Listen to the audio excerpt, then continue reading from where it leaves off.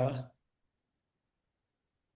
all right, we have our Chief Investment Officer, Matt Goldstein, with us. So, Matt, for this week's farmers market, we are talking about a market sell-off, an uncomfortable few days.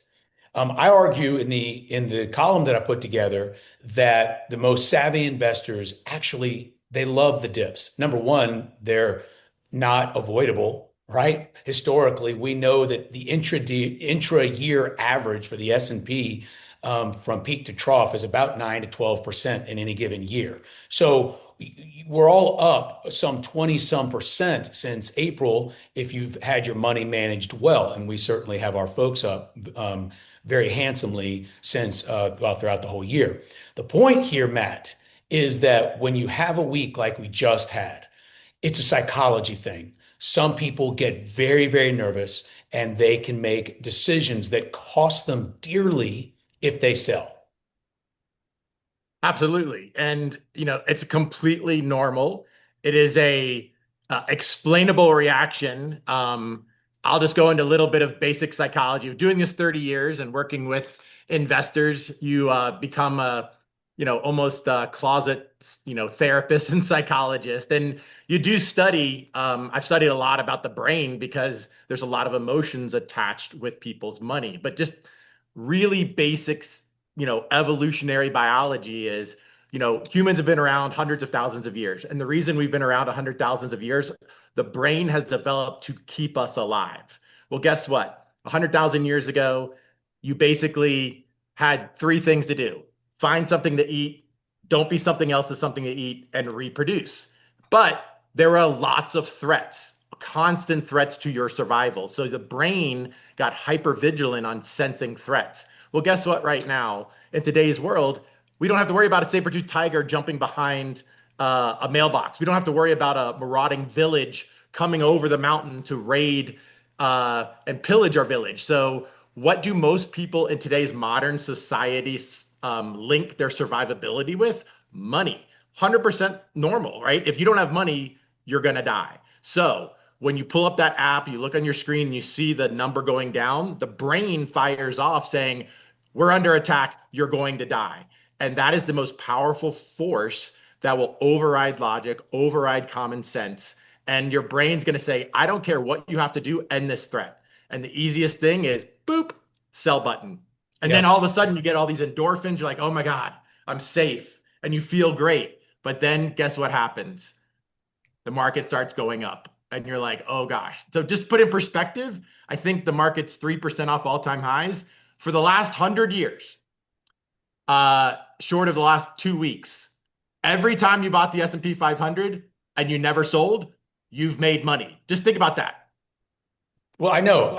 My favorite thing to talk to our members about is over time, not a week, not a month, not a quarter, not a year, but over, you start pushing out 3, 5, 6 years, the stock market's undefeated, literally undefeated. So if you're selling, it would be like you betting against the Tom Brady Patriots at the height of his career, and you're thinking, oh gosh, they've lost 2 games in a row. I think he stinks at football now, and they probably won't have a winning record.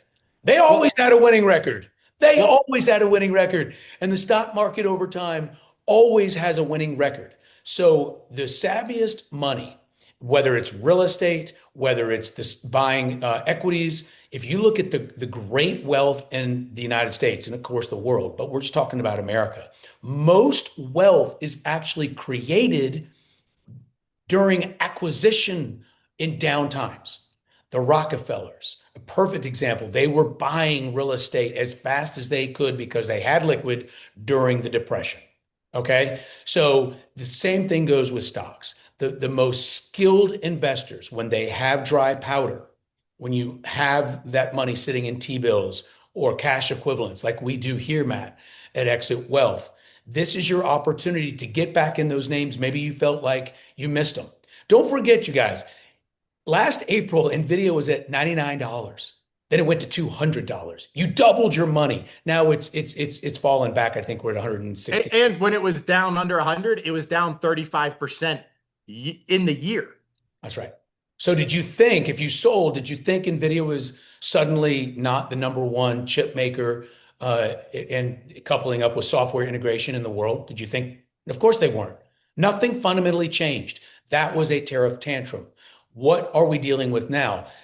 There's something going on with maybe the Fed doesn't have enough data because the government shut down. So maybe they're not going to cut interest rates in December. Matt and I think that's really wrong-headed, but that makes the markets skittish. You Well, and also have a lack of data, Matt, on unemployment figures. You're seeing Verizon, among other companies, announcing huge numbers of layoffs. So again, what do we know from history? Wall Street hates uncertainty. Thirdly, it's this now period, the last 8 weeks of the year. Historically, Matt, no matter what year, right? Almost always there's choppiness for several different reasons in the last 6, 8 weeks of the year, and then oftentimes we get that little Santa Claus rally. So correct. Well, and you, just yeah, when you cobble all that together, to finish my point here, is when you add all of that in, and you've had an S&P up 20% year after year after year, people start thinking, I've been greedy. I gotta get out. yeah, and just to take away, let's just say you sell. Think of the hubris or the arrogance because you're selling into cash.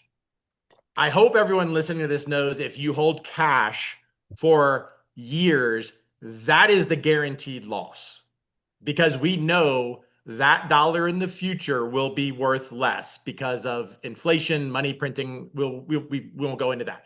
So essentially, what you're saying is, I am going to sell, and I am so confident that I will be able to buy it lower. And when it does, let's just say it does go lower, I will be able to pick the exact bottom. Like, if you think about it logically, like it's the most insane thing to do. And once again, let's just circle back. We're talking about capital that you do not need for a long period of time. If Yep. you know you need $100,000 in a year or two, that's a different story. And that's how we manage the portfolios here for our members. But like most people have plenty of money that they have from their cash flows, whether that's work, income, rental properties, et cetera, et cetera. So you have to own things to be wealthy. And if you sell them, you don't own things because cash is not an asset. Well put, my friend. You are the Chief Investment Officer for Exit Wealth. It's you really, I'm respectfully asking the folks watching this today, look at the dips and the pullbacks as opportunity. Things just went on sale. Would you rather walk into your local grocery store and buy Raisin Bran at the most expensive it's been priced in the last 3 years? Or would you rather buy Raisin Bran on BOGO or Well, 12% off today with your little Publix well, card? And stocks are not that different. If you have been trying to feel better about buying into Palantir because you love Alex Karp, your window just opened, my friends. Does it mean it won't go down, continue to go down for another quarter? Of course it could. Let me give you Carvana. I want to tell you the Carvana story to wrap this up because this is a really good one. There was a famous stock picker who, when Carvana dropped from I think 300 down to about $80, was saying this company is ripe for success. I love the founders. It's going to work. People thought he was crazy because you know what happened? It went from $80 to $4, and everybody thought he was an idiot. He didn't sell. He kept buying Carvana. And Matt, Carvana, I think even on Friday, we're still over $300. It had gone back up to $400. This is one of the great calls of all time. And he said, well, and what this guy said was that if you believe in in a company's fundamentals, and that's Matt's job and my job, right? We that's our job. That's why we get compensated to do what we do. If we believe in a company's fundamentals, then the dips are opportunities. and this, what's coming up in the next 2 weeks? Black Friday, the biggest sale of the year. And I promise you, there are going to be people just jumping for joy, going on Amazon, hitting that buy button because, like, oh my gosh, I get this thing that I've wanted for an entire year and it's 40% off. And you're just going to be like, buy, buy, buy, buy, buy. Or it might be something that, like, you use regularly and you're going to buy a year's worth supply because it's a no brainer.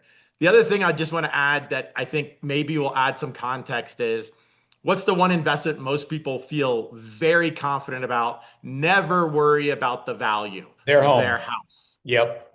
Why? Because it just kind of goes up steadily. But guess one reason houses look like this?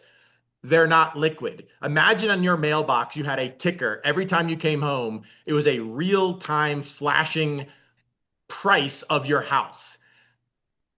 But I guarantee you, if you bought your house for $1 million, it goes down to 900,000. But you live in a great place. You've lived there for 10 years. All your friends are around. Your kids go to great schools.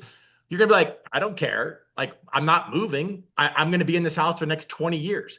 That's how you need to think about your portfolio, especially when it's managed properly, diversified, and risk managed, how we do that for our members. So that just gives you maybe some context of, would you worry if your house went down 10% today? Most people wouldn't even sweat it. Right, because you're not thinking of it as an asset that's liquid that you could sell and 4 minutes later suddenly be in a new house, fully furnished and all the utilities hooked back up, and so no sweat. I mean, Right. that's really what it is. I think, Matt, we put the point home. If you don't need your cash and call it the next 12, 24 months, if you just kind of don't, you're young, you're working, or you're set up, as Matt referenced earlier, in different ways, then you haven't really lost anything. It's just on paper. And again, time is your friend in the markets. I'm Justin Farmer. That's Matt Goldstein. This is the Farmer's Market. Have a wonderful rest of your Sunday and week.